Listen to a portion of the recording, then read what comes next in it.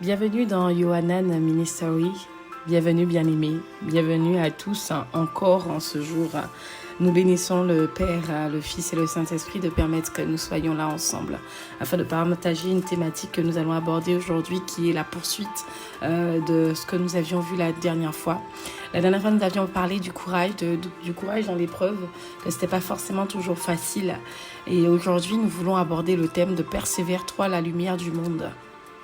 Mais avant ça, nous allons bénir Dieu. Seigneur Jésus, nous te rendons grâce, nous te bénissons vraiment, Seigneur, parce que durant cette semaine qui a été très chargée, très lourde, je pense pour chacun de nous, tu nous as donné cette persévérance, tu nous as donné ce courage, tu nous as donné vraiment cette audace d'aller au bout de nos objectifs, même si ce n'était pas toujours facile. Et aujourd'hui, nous venons te remercier, nous venons te rendre grâce. Seigneur Jésus, je prie que tu bénisses chacun de nous qui sommes en train d'écouter ce message. Et je prie également que l'Esprit de Dieu vraiment ouvre notre esprit afin d'entendre le message qui sera donné et qu'il soit perçu selon la volonté de Dieu par son Esprit. Au nom de Jésus, Amen. J'espère vraiment que vous allez bien. Moi, je ne suis pas pour vous. Moi, j'ai la pêche. J'ai la pêche après une semaine comme ça. Et en fait, ce que Dieu a voulu me faire comprendre, c'est surtout persévère, toi qui es la lumière du monde, en fait. Et ça, en fait, j'ai voulu le partager avec vous parce que je crois vraiment que nous sommes la lumière du monde et que assez souvent, nous avons beaucoup d'adversités, beaucoup d'épreuves, beaucoup de situations, beaucoup de choses, en fait, qui se présentent dans notre vie, qui sortent, qui rentrent et qui, des fois, on manque, en fait, de persévérance. On se demande, est-ce qu'au final, est-ce qu'on va arriver à quelque chose, quoi. Et en fait, moi, Dieu m'a remis ce chant en fait dans la tête qui dit si Dieu a mis un rêve dans ton cœur, écris-le, garde-le comme un trésor, crois qu'on dise, protège la vision avec passion. Et moi, je pense que ce qu'il a voulu te dire, et c'est ce que moi je vais te dire aujourd'hui, c'est qu'un jour, en fait, il t'a rencontré. Un jour, il t'a rencontré. Mais je vais plus te le dire de façon personnalisée parce que, je veux qu'on te comprenne vraiment là où je veux t'emmener. Il te dit un jour, je t'ai rencontré. Je t'ai fait une promesse. Il n'y avait pas d'autre personne que toi et moi. Ce que je dis, je l'accomplis toujours. Alors sois patient ou encore sois patiente. Garde ton cœur plus que toute autre chose. Garde ton âme, car il est le siège des émotions. Garde ton corps, car il est le temple du Saint-Esprit.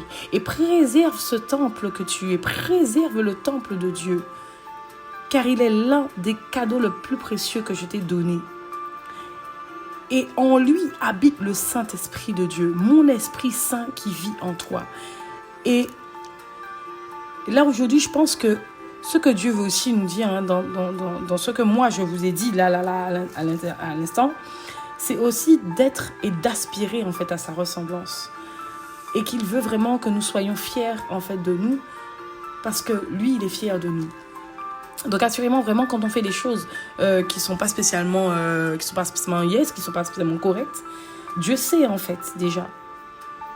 Parce qu'il te dit qu'il te connaissait déjà depuis le sein de ta mère, en fait, tu vas rien apprendre à Dieu. Et si tu crois que tu viens pour croire que tu vas apprendre quelque chose à Dieu, tu vas rien apprendre à Dieu. Tu as regardé le petit truc là, tu croyais, tu dis Seigneur, je veux persévérer, je veux pas. Mais t'es à tomber dedans. Parce que tu t'es cru forte et tu t'es cru fort. Mais Dieu te dit, persévère seulement, toi la lumière du monde, et garde ton cœur, garde ton âme, garde ton corps, préserve mon temple, et moi, je vais faire pour toi. Mais simplement, demande à mon Saint-Esprit de venir et de t'aider, car tu n'es pas seul, non seulement tu n'es pas seul, mais tu ne sais pas faire les choses seul. Il te dit dans sa parole que c'est seulement quand tu demandes au Saint-Esprit de venir et que tu dis et que tu reconnais en fait que tu peux rien faire en fait sans lui. De toute façon, tu n'es rien sans lui. Excusez-moi, c'est peut-être cru, mais tu n'es rien sans lui. C'est lui qui te donne ta valeur. C'est lui qui te donne en fait ta capacité. C'est lui qui te dit voilà, aujourd'hui tu es ça. Mais notre Dieu est tellement bon qu'il est humble, il est juste, qu'il ne va pas rester là et puis te dire ah oui, c'est moi qui t'ai tout donné. Mais par contre, il t'a envoyé son fils pour te dire, voilà, c'est Dieu qui a fait ça. Si tu as aujourd'hui, c'est parce que moi j'ai voulu que tu aies. Sinon, dans d'autres cas, tu n'aurais pas eu. Et en fait, là, moi aujourd'hui, là où je vais vous emmener, je vais vous lire un passage dans Jean 3, 21. Il est écrit « Celui qui pratique la vérité vient à la lumière, afin qu'il soit manifeste que ses œuvres sont faites en Dieu. » Je vais vous lire une autre version. L'autre version dit, donc là c'est dans la Sainte Bible, « Mais celui qui agit selon la vérité vient à la lumière, afin que ses œuvres soient manifestées, parce qu'elles sont faites en Dieu. » Disons Amen à la parole de Dieu, vraiment qui est précieuse et qui est vraiment bénéfique pour chacun de nous. Sacrifier sa vie. Pourquoi? Pour que toi et moi, nous soyons bien. Pour que toi et moi, nous ne soyons pas oppressés. Pour que toi et moi, nous ne croyons pas en fait que nous sommes forts. Mais que nous puissions savoir que voilà, on a un Dieu qu'on sert et qui peut nous aider, peu importe les situations. Et là, en fait, moi, je pense que ce qu'il a voulu nous dire dedans, je ne suis pas pasteur, hein. Je vous fais pas de cours théologiques. C'est pas mon métier, c'est pas non plus mon appel. Mais là où je vais vous faire venir, c'est que celui qui reconnaît la vérité au travers de la parole de Dieu, en son Fils Jésus-Christ, et qui la met en pratique, vient à la lumière. C'est-à-dire à toute la légitimité pour tenir devant le trône de Dieu et refléter sa gloire et sa sainteté. Pour que le règne, la manifestation du règne de Dieu et de sa présence, de ses promesses et de ses prodiges soit vue à la vue de tous, par tous, au travers de toi qui es le vaille choisi par Dieu. Yes, je pense que tu as compris. Donc là, en fait, moi, ce que je veux te dire, c'est que la persévérance, c'est quoi? La persévérance, c'est une conviction profonde. Quand tu veux faire quelque chose, tu pars pour faire la chose. Le truc, il est dans ta tête là. Et il cogite dans ta tête. Tu veux faire ça. Tu dis, je veux faire ça parce que je crois que c'est bon. Et que Dieu a mis un rêve dans ton cœur. Il t'a dit ça là. Je le bénis. Va. Toi, la lumière du monde, brille au-delà de tout ce que les gens peuvent dire. Ils t'ont dit que tu ne peux pas faire ci. Qu'ils t'ont dit que tu ne réussiras pas. On t'a dit que tu es un bon à rien. On t'a dit, ou maman t'a dit, papa t'a dit, les soeurs, les frères, les collègues, etc. t'ont dit, tu n'y arriveras pas. Dieu dit, avec ma persévérance, avec ma force, toi la lumière du monde, je t'envoie, vas-y, fais. C'est tout. Et donc là, du coup, aujourd'hui, ce que tu dois comprendre, c'est que la persévérance, c'est agir avec obstination, ténacité pour atteindre ses objectifs. Hébreux 10, 36 te dit « Car vous avez besoin de persévérance, afin qu'après avoir accompli la volonté de Dieu, vous obteniez ce qui vous est promis. » Et Jésus. Moi, j'aime entendre cette parole. Je vous la relis. Je vous la relis. « Car vous avez besoin de persévérance, afin qu'après avoir accompli la volonté de Dieu, vous obteniez ce qui vous est promis. » Là, ce que la parole de Dieu veut nous dire. Il y a parfois des situations que nous avons. Je prends un exemple, le travail. On reste là, notre chef nous donne un travail à faire. On lui donne une idée, 2 idées, 3 idées. Et à chaque fois, c'est pas mal. Ouais, ça peut aller. Ouais, mais voilà. En mode, t'as pas fait suffisamment. Et pour rien, on est aigri.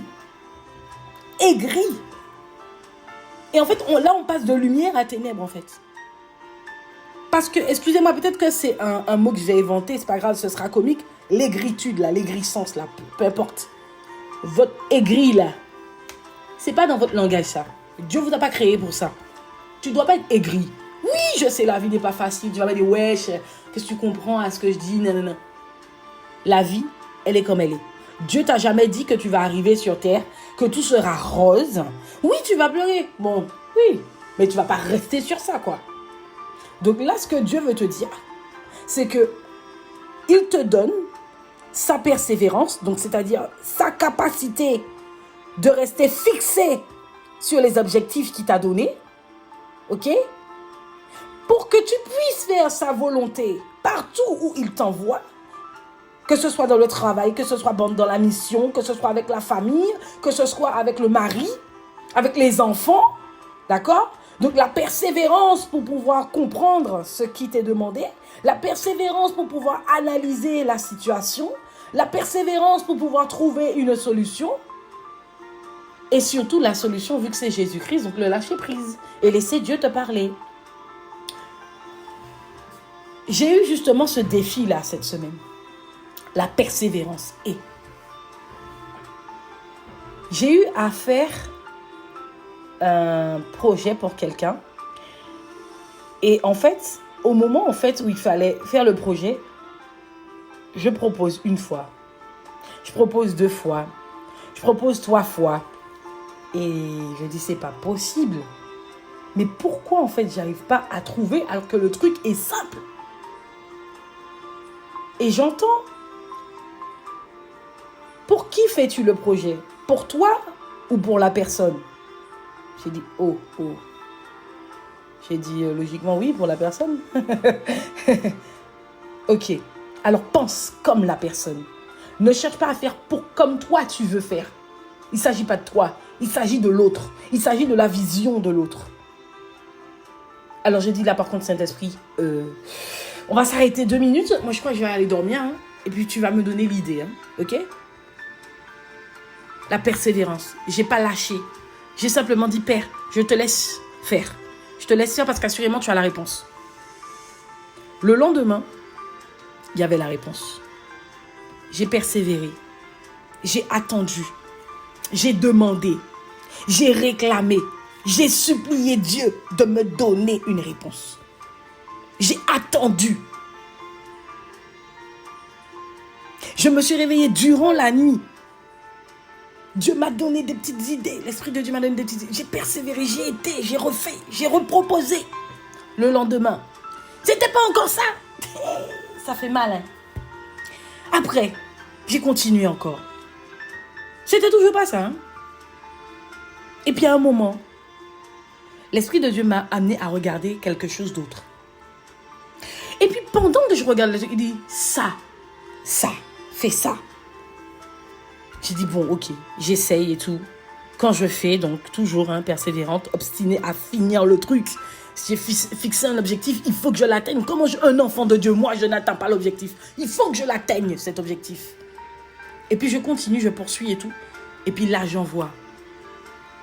Et là, on me dit, c'est très bien. Et ça m'a fait du bien. Oh là là là là là là. J'étais heureuse. J'ai dit, Seigneur, c'est comme ça, c'est ça la persévérance. Il m'a fait comprendre une chose, c'est que la persévérance ne vient pas juste en disant, oui, je suis persévérant. La persévérance, ce sont dans les actions. C'est dans l'état d'esprit. Parce que si, dans les petites choses de la vie, tu n'es pas persévérant, alors Dieu ne va pas te donner de grandes tâches, parce que tu ne seras pas persévérant là aussi. Et tu vas te casser la bouche en fait. Tu ne vas pas aller bien loin. On va te donner un croche-pied, tu vas tomber là et tu vas dire, on m'a donné un croche-pied. Non, Dieu ne veut pas ça. Dieu attend des disciples. Dieu attend des personnes qui l'écoutent, qui l'entendent, qui réfléchissent et qui pensent comme lui, il pense. Mais nous avons tendance à ne pas faire taire notre moi. Et là, ce que Dieu veut te dire aujourd'hui, persévère, car tu es la lumière du monde. Tu es celle ou celui que Dieu va utiliser pour aider d'autres personnes. Tu es celle ou celui que Dieu va utiliser pour amener et gagner des nations. Tu es celui que Dieu va utiliser pour gagner ta famille. Tu es celui que Dieu va utiliser pour gagner des amis peut-être qui sont encore dans le monde, mais qui ne sont pas encore sortis. Tu es celui qui va monter des projets qui seront merveilleux. Tu as la capacité, tu as la compétence, mais tu n'es pas persévérant. Alors, en attendant, tu vas patienter.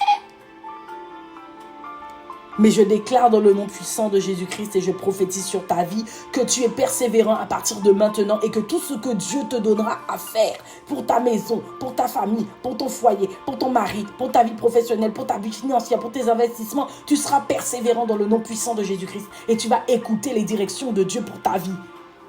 Car assurément, si lui, il a planté, c'est qu'il y a une belle semence qui sort derrière. Mais on n'est pas suffisamment patient, on n'est pas suffisamment persévérant. Et si vous êtes comme moi, vous voulez toujours tout de suite. Sauf que c'est pas comme ça. Faut attendre, c'est tout. Amen. Et il y avait encore un dernier passage biblique que je voulais partager avec vous. C'est qu'il faut... Alors, avant le passage biblique, il faut que vous compreniez une chose. C'est que Satan, constamment, il va vouloir mettre en évidence vos péchés. Il va vouloir vous mettre constamment en mode mais tu sais, par rapport à tes péchés, par rapport à ce que tu as fait, tu ne pourras pas aller plus loin. De toute façon, tu ne mérites pas d'être enfant de Dieu. Mais qu'est-ce qu'on lui a demandé, lui? Qu'est-ce qu'on lui a demandé? On ne lui a rien demandé. Lui, d'ailleurs, il est à taille en presse, il est brisé, il est chassé, il est éloigné, loin de ta vie. Lui, on ne lui a rien demandé.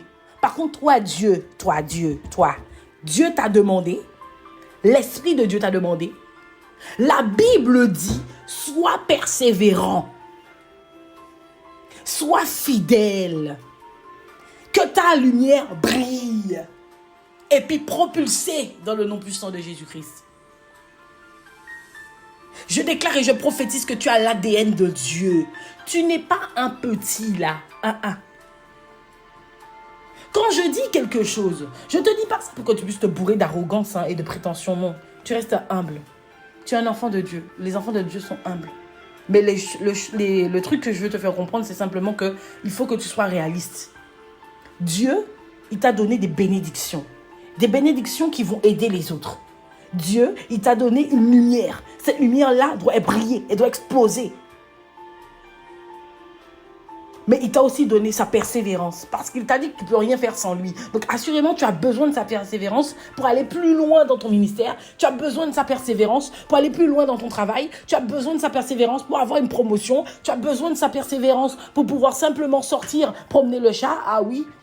Vous serez bien étonné de voir comment on a besoin de persévérance. Vous avez besoin de persévérance de Dieu pour accomplir ce qu'il vous demande et pour faire sa volonté. Car vous ne marchez pas en fait pour vous. Vous ne vous appartenez plus. Du moment que vous venez à Christ, vous ne vous appartenez plus. Et il faut savoir une chose, c'est que nous, en tant que jeunes, il faut se lever là. Il faut se lever là. On a une lumière en nous. Je dis, il faut se lever là. Mais je parle pour moi aussi. Hein. Je ne parle pas que pour vous. Hein. Je parle aussi pour moi. Il faut se lever là. On a des choses à faire pour Dieu. Mais des fois, on a, moi-même la première, sport, oulas, fatigue. Je suis fatiguée. Alors que Dieu dit, Dieu dit dans sa parole qu'on n'est pas fatigué. Si on est fatigué, c'est qu'on s'efforce à faire quelque chose qui, voilà quoi. Sport, je suis fatiguée. Il faut sortir pour mener le chien, je suis fatiguée. Chérie, tu peux faire manger, je suis fatiguée. Fatigue là par passer pièce? Non. Levons-nous, chers frères et sœurs. Amen.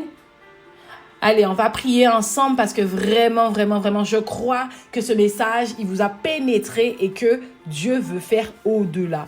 Ce que je voulais vous dire aussi, c'est que je vous invite à méditer aussi Malachie 3:7. Revenez à moi et je reviendrai vers vous. Je reviendrai à vous, dit l'Éternel des armées.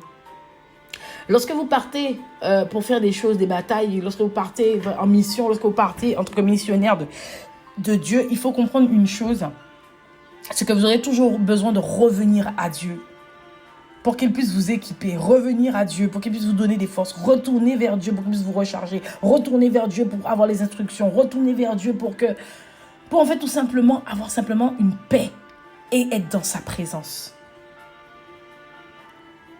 Quand nous choisissons de servir le Seigneur avec détermination comme ses fidèles serviteurs, il se charge de nous et nous accorde sa force. Alors soyez persévérants.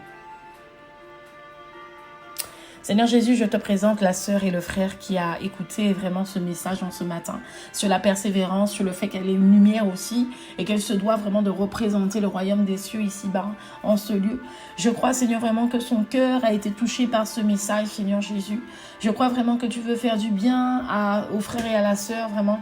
Je crois, Seigneur Jésus, que tu veux rebooster sa vie spirituelle, tu veux rebooster sa vie au quotidien. Et je déclare, je prophétise sur sa vie qu'elle reçoit et qu'il reçoit le boostage. Oui, ce sont des mots qui sont employés, oui, le boostage qu'il a besoin, la détermination qu'il a besoin, la propulsion qu'il a besoin pour sa vie spirituelle, pour sa vie de famille, pour sa vie vraiment financière, pour sa vie également professionnelle. Et je crois vraiment, Seigneur, que tu vas permettre que les sœurs et les frères aillent loin dans ta présence parce que tu les as dotés d'une arme qui est précieuse. C'est le Saint-Esprit de Dieu qui revêt la lumière, qui revêtent la consécration en eux, qui revêtent la sanctification et la sainteté de Dieu, la chasteté de Dieu. Et je crois vraiment qu'ils reçoivent au nom de Jésus-Christ tous les fruits de l'Esprit de Dieu et que les fruits de la chair sont déracinés, sont chassés, brisés et réduits en cendres maintenant au nom de Jésus. C'est ainsi, Père, que je t'ai prié pour eux et je rends grâce pour leur vie. Au nom de Jésus. Amen. Yohanan Ministry vous remercie et vous souhaite une excellente journée.